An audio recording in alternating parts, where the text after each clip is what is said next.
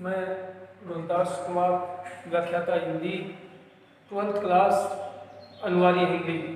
हमारा जो प्रथम पाठ है वो हमारे सिलेबस में 2 अंक का लेसन है और उसमें प्रथम जो पाठ है वो है संत वाणी। संत वाणी अध्याय में जो हमारे सिलेबस के अनुसार दिया गया है उसमें 3 जो कवि हैं वो है प्रथम, इसी अध्याय का प्रथम अंश है कबीर दास और दूसरा है तुलसी। अब अपन देखते हैं तो सबसे पहले जो चर्चा करेंगे वो कबीर के बारे में। कबीर के अमूमन सामान्य तौर पर तो सभी जानते हैं कि कबीरदास जी का जो जन्म है वो सामान्य पढ़ी से लिखे।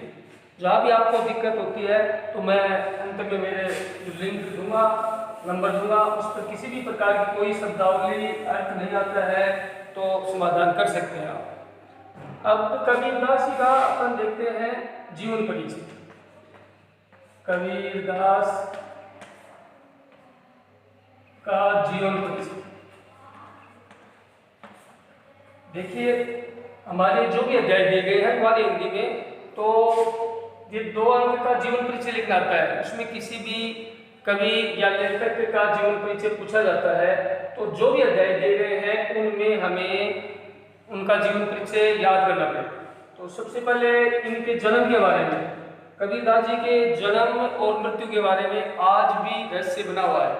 कई विचारक हैं, अपन हिंदी साहित्य का इतिहास पढ़ते हैं तो उसमें कबीरदास जी के जीवन परिचय में कुछ रहस्यमय चीजें होती हैं, प्रमाणित चीजें नहीं मिलती हैं, कुछ हमें संदिग्धता लगता है। लेकिन हमारी जो सिलेबस में दिया गया है उसके अनुसार हमें याद ही करना पड़ेगा।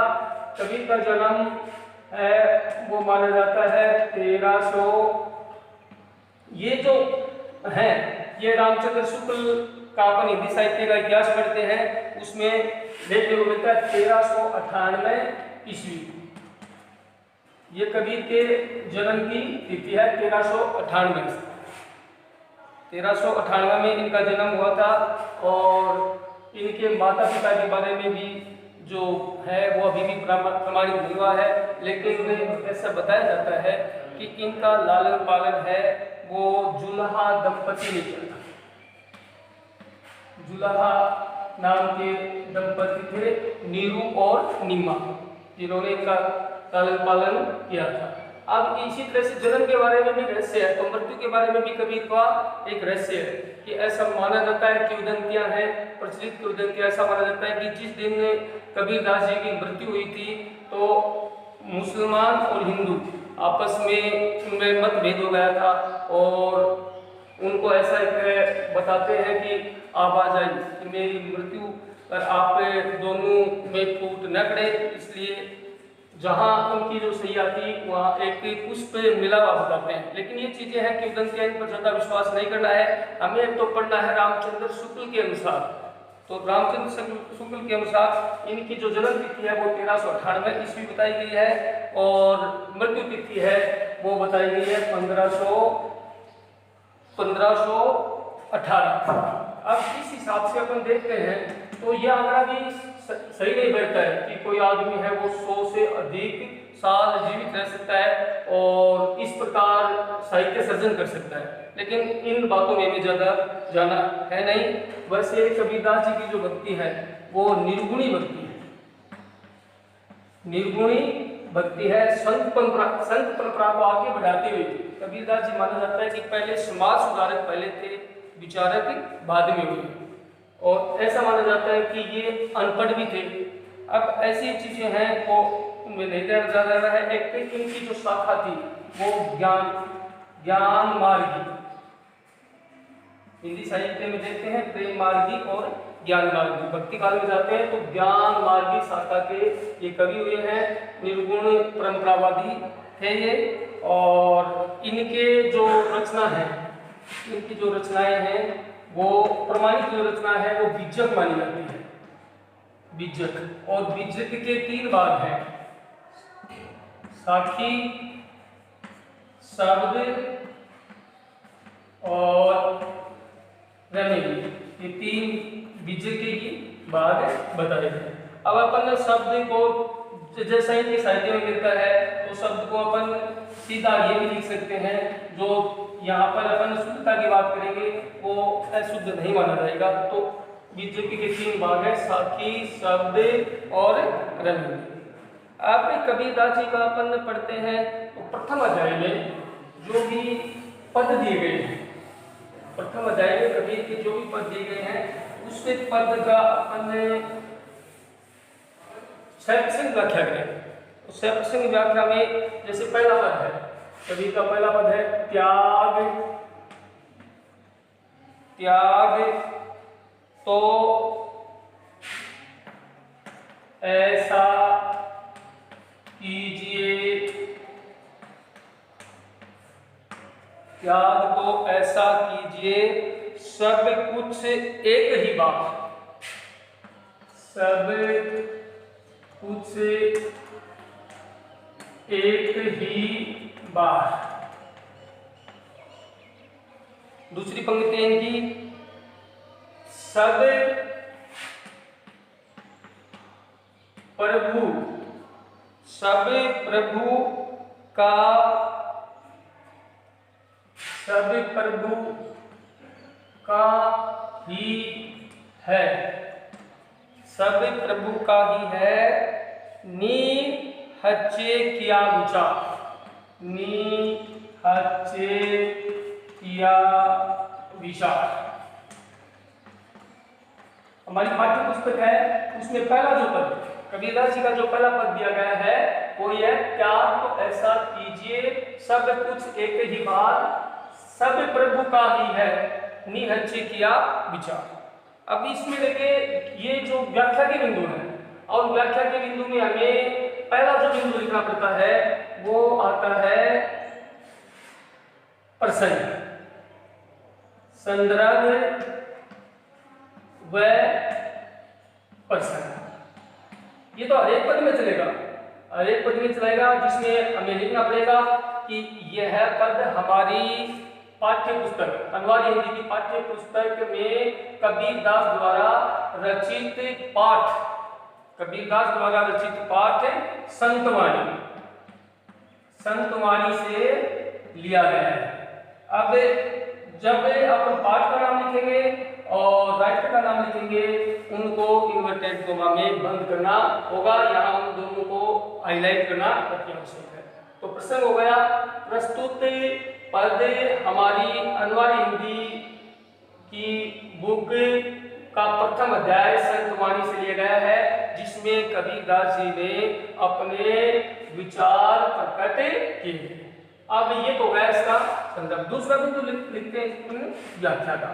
अब व्याख्या में देखते हैं, व्याख्या में देखेंगे तो सबसे पहले ये चीज आती है कि उसका पूरा का पूरा जो लेखक लगाए या कवि लगाए उसका कहने का तात्पर्य क्या है, उस पद की वर्तमान में क्या प्रासंगिकता है, इस पर भी है वो हमारा फोकस होना चाहिए। जैसे इसमें अपन शब्द के हिसाब से देखते हैं, त्याग, त्याग तो ऐसा कीजिए, साधारण है भाषा, एकदम सरल भाषा है, सब कुछ एक ही बार। एक ही बार मतलब है कि हमें बिना है समय गुजारे हमारे पास जो भी कुछ है उसको एक ही समय में तुरंत, यहाँ पर लगाएंगे अपन, तुरंत दान कर देना चाहिए।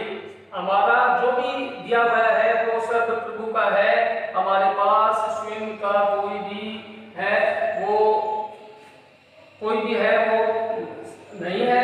निहच्चे मन होता है बिना विचारे, तुरंत, बिना सोचे समझे। अर्थात सीधी बात यह है कि प्रभु पर हमें बिल्कुल भी संदेह नहीं करना है।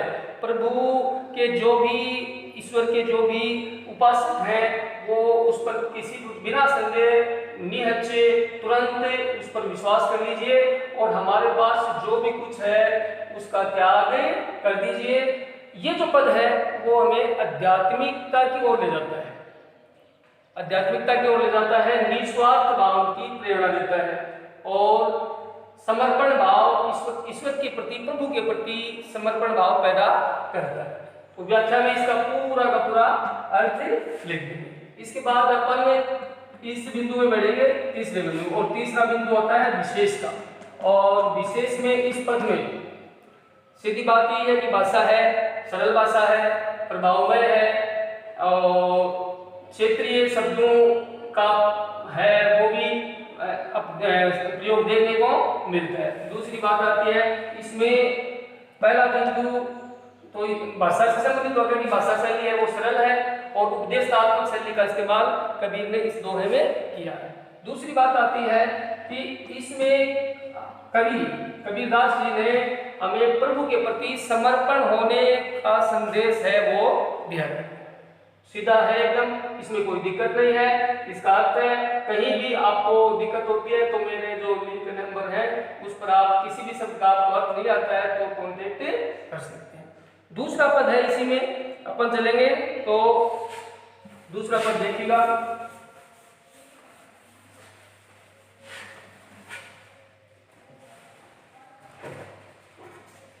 सुनिए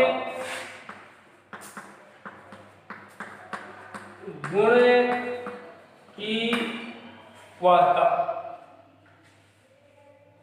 सुनिए गुण की वार्ता, अवगुण लीजिए नहीं, अवगुण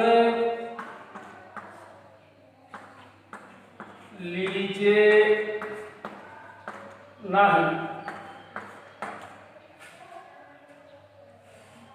हंस हंस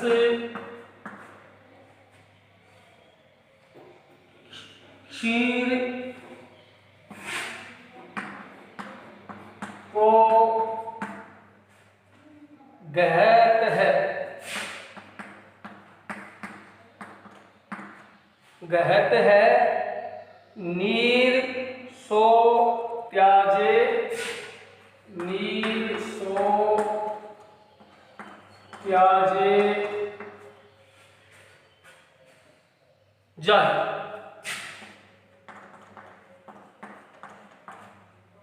अब इस पद में देखते हैं अपन, सीधा है सुनिए, यानी यहाँ पर गुण और अवगुण की बात कबीरदास जी ने इस पद में की है कि हमें हर व्यक्ति के जो भी गुणवान जो बातें होती हैं, जो हमें प्रेरणा देती हैं, हमें गुण प्रदान करती हैं, उन बातों को सुनना चाहिए।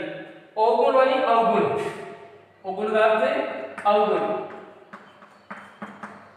अवगुण, और लीजिए लेना, ग्रहण करना, लीजिए का होता है ग्रहण करना या लेना, ना ही का होता है नहीं।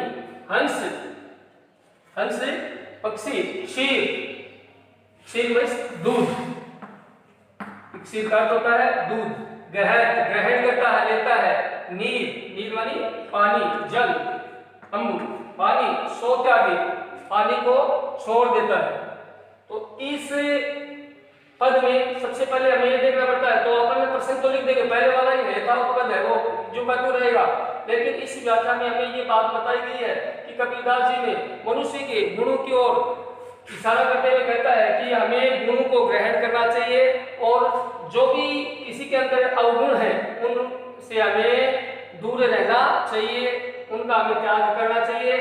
दृष्टांत अलंकार के माध्यम से ये बात यहाँ पर उन्होंने प्रकट की है कि जैसे हंस जो पक्षी होता है, हंस पक्षी की एक विशेषता होती है कि उसको जल प्लस दूध अगर मिला के उसके सामने रख देते हैं तो वो जल को छोड़ देता है और दूध को पी लेता है। उसी प्रकार यहाँ पर हंस पक्षी की विशेषता को प्रकट करते हुए उसी प्रकार मनुष्य को भी होना चाहिए कि हमारे अंदर यहाँ पर दूध है वो अपन निंदा कर सकते हैं गुणों से, और जल है वो अवगुणों से, यानी जिस प्रकार हंस पक्षी है वो जल को त्याग देता है और दूध को ग्रहण कर लेता है, उसी प्रकार मनुष्य को अच्छाइयां ग्रहण करनी चाहिए और बुराइयों को छोड़ देना चाहिए। बात आती है विशेष की। अब विशेष में अपन सही ढंग से लिख सकते हैं। विशेष में पहला बिंदु होगा कि शैली है वो सरल है, भावपूर्ण बताया गया है। दूसरी बात आती है भाषा शैली है, उसमें क्षेत्रीय शब्दों का प्रयोग किया गया है। तीसरी बात आती है अलंकार की, तो अलंकार है वो दृष्टांत अलंकार यहाँ देखने को मिलता है। क्लियर है? अब अपन बढ़ते हैं तीसरे पद की।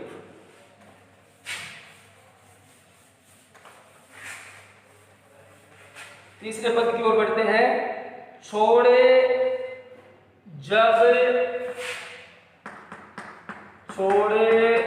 जब अभिमान को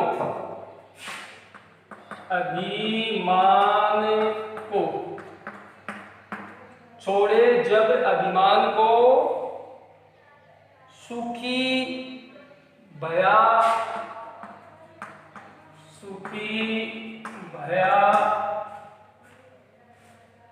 सब जीव भावे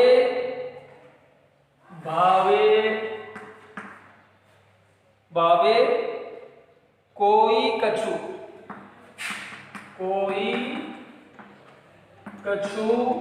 भावे कोई कछु कहे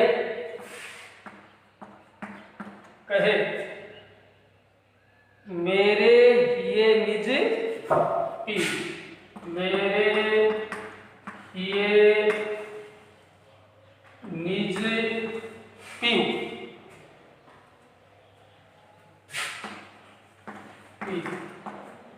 अब इस पद में देखिए सारे का छोड़ना, जब उस समय अभिमान का अर्थ घमंड, सुखी मानी सुखी रहता है, संतोष मिलता है, भया मानी होता है, सब मानी सभी लोग, जीव मानी जीव जंतु प्राणी, और भावी मानी अच्छे लगते हैं, कोई कछु तुच्छ, कहे मानी कहना, मेरे मानी मेरे, ये मानी हृदय, निज मानी अपने, पी मानी पीठ। पीयू का अर्थ यहाँ पर दो अर्थ होते हैं। एक पीयू का अर्थ अपन यहाँ लेंगे तो पीयू के जो अर्थ है यहाँ पर एक तो प्रिय होता है, पीयू का अर्थ बताया है यहाँ पर प्रिय, और दूसरा अर्थ अपन इस श्लोक के अनुसार ईश्वर ग्रहण करते हैं। पीयू मानी प्रिय और ईश्वर ग्रहण कर सकते हैं, यानी हमारा जो प्रिय है वो इस पद में किसको बताया गया है? ईश्वर को, परम पिता परमेश्वर को पीयू बताया गया है। तो यहाँ पर देखो, छोड़े जब अभिमान को, यानी मनुष्य जब अभिमान को छोड़ देता है, अपने घमंड को छोड़ देता है, तो प्राणियों को क्या मिल जाता है? सुख मिलेगा, संतोष मिलेगा। भावे कोई कुछ कहे, यानी ईश्वर के सिवा हमारे अंदर, हमारे शरीर में जो भी मनोविकार विकृतियां नहीं होगी, घमंड नहीं होगा, लालसाएं नहीं होंगी, अनर्थकारी विचार नहीं होंगे, तो हमें ईश्वर के सिवा और कुछ अच्छा नहीं लगेगा। मेरे लिए निज पीयू, यानी मेरे लिए हमारे हृदय में, हमारे हृदय में सिर्फ किसका निवास है? ईश्वर का निवास है, अपने प्रिय का निवास है। तो इस दोहे के माध्यम से बताया गया है कि मनुष्य जब अभिमान का त्याग कर देता है तो उसका जीवन है वो सुखी बन जाता है, ईश्वर के सिवा उसके हृदय में और किसी का वास नहीं होता है। तो कहने का तात्पर्य सीधा यही हो गया है कि मनुष्य को अभिमान छोड़ देना चाहिए, जिससे उसको संतोष मिलेगा, उसको सुख की प्राप्ति हो जाएगी, ईश्वर के सिवा उसे और किसी पर आश्रित नहीं होना चाहिए, सदा अपने हृदय में ईश्वर को धारण करना चाहिए। तो इसमें ये भी सीधा ही है, विशेष में लिख देंगे, भाषा है वो उपदेशात्मक शैली का प्रयोग किया गया है, और हमेशा हमारे हृदय में मनोविकृति को त्याग कर ईश्वर का सच्चे मन से स्मरण करने का प्रेरणा इसमें कबीरदास जी ने इस दोहे में दी है। इसी प्रकार अपना इसी क्रम में आगे बढ़ते हैं। चौथा जो हमारी पाठ्य पुस्तक का चौथा जो पद है वो देखिएगा, इसी की भी भाषा शैली है, बहुत ज्यादा है नहीं। जैसे चौथा जो श्लोक है, जाति ने पूछे, जाति न पूछे साधु की, साधु की, जाति न पूछे साधु की, पूछ लीजिए ज्ञान, पूछ लीजिए ज्ञान। यहाँ पर देखिए शुद्ध और अशुद्ध की बात करेंगे। यहाँ पर मैं बड़ा इसलिए लिख रहा हूँ क्योंकि हमारी बुक में जो अपन छंद पढ़ेंगे वहां पर मात्राओं की, मात्रा की जो गणना की जाती है वहां छोटी बड़ी का ध्यान रखा जाता है। और जो धातु है हमारी सिलेबस में, हमारे सिलेबस की जो भी पुस्तक में है वो जो धातु पद लिखा है उसी हिसाब से यहाँ पर बताया जा रहा है। तो पूछ लीजिए ज्ञान, मोल करो, मोल करो तलवार का, मोल करो तलवार का, पड़ा रहने दो ना, पड़ा रहने दो, पड़ा रहने दो मैं। देखिए इस पद में अपन कठिन शब्दावली की बात करते हैं, सामान्य शब्द है, दैनिक रूटीन के शब्द है, कहीं भी दिक्कत नहीं होगी। साधु का मतलब होता है यहाँ पर सज्जन व्यक्ति, यहाँ पर साधु का मतलब कोई सन्यासी व्यक्ति नहीं है, कोई ढोंगी व्यक्ति नहीं है। साधु का अर्थ होगा सज्जन व्यक्ति, सज्जन। पूछना, ज्ञान, ये शब्द साधारण शब्द है। मोल, कीमत और तलवार, म्यान, एक होता है म्यान और म्यान बोला जाता है तलवार का जो बाह्य खोल होता है उसको म्यान बोला जाता है। तो यहाँ पर कबीरदास जी कहते हैं कि मनुष्य को किसी भी यानी हर व्यक्ति की जाति पर ध्यान नहीं देना चाहिए। जाति न पूछे साधु की, सज्जन व्यक्ति की कभी भी जाति नहीं पूछनी चाहिए। वो किस संप्रदाय से है, किस धर्म से है उससे उन बातों का कोई लेना देना नहीं होता है। उसे तो ज्ञान की बातें करनी चाहिए। यानी जिस व्यक्ति के पास जितनी क्वालिटी होती है, जितने गुण होते हैं, उन गुणों की ही चर्चा करनी चाहिए, ज्ञान की चर्चा करनी चाहिए। उसको ये नहीं पूछना चाहिए कि आपका जन्म है किस धर्म में हुआ है, आप किस संप्रदाय से रिलेटिव है, आपका कुटुंब कैसा है। इन बातों को है वो भूल जाना चाहिए, उस पर ध्यान नहीं देना चाहिए। जैसे उदाहरण के माध्यम से बताया है कि हमेशा जो तलवार होती है, क्वालिटी तलवार में होती है, क्योंकि एक योद्धा होता है जब रणभूमि में जाता है तो वो अपनी तलवार से वार करता है और तलवार की ही कीमत आंकनी चाहिए, न कि तलवार को रखने के लिए जो बाह्य खोल होता है उसकी कीमत नहीं होती है। क्योंकि तलवार की गुणवत्ता है वो ही युद्ध क्षेत्र में काम आती है। उसी प्रकार इस तलवार के माध्यम से कबीरदास जी ये कहना चाहते हैं कि सज्जन व्यक्ति की हमेशा वंश, जाति, संप्रदाय नहीं पूछना चाहिए। उसके अंदर जो भी ज्ञान है उस ज्ञान की ही बातें करनी चाहिए और वो ज्ञान है हमारे जीवन में ग्रहण करना चाहिए। तो सीधी बात हो गई, प्रसंग वही हो गया। प्रस्तुत पद है वो हमारी पाठ्य पुस्तक में, अनिवार्य हिंदी की पाठ्य पुस्तक में दिया गया है और पाठ का नाम हो गया, अध्याय का नाम हो गया संतवाणी और लेखक कवि हो गए कबीरदास जी। अब दूसरा बिंदु लिखेंगे अपन व्याख्या का, व्याख्या में इसका अर्थ कर देंगे। विशेष की बात आती है तो भाषा है वो सरल है, शैली है वो देशात्मक शैली का इस्तेमाल किया गया है। और अपन बात करते हैं अलंकारों की, तो उदाहरण अलंकार के माध्यम से कवि ने हमें साधु की जाति न पूछकर ज्ञान की चर्चा है वो करने की हमें प्रेरणा दे। सीधी बात हो गई। अब अपन ने पांचवा जो पद दिया गया है उसका अध्ययन करेंगे। पांचवा जो पद है हमारी बुक का वो है संगत कीजिए, संगत कीजिए, संगत कीजिए साधु की, साधु की, संगत कीजिए साधु की, कभी न निष्फल हो, कभी न निष्फल हो।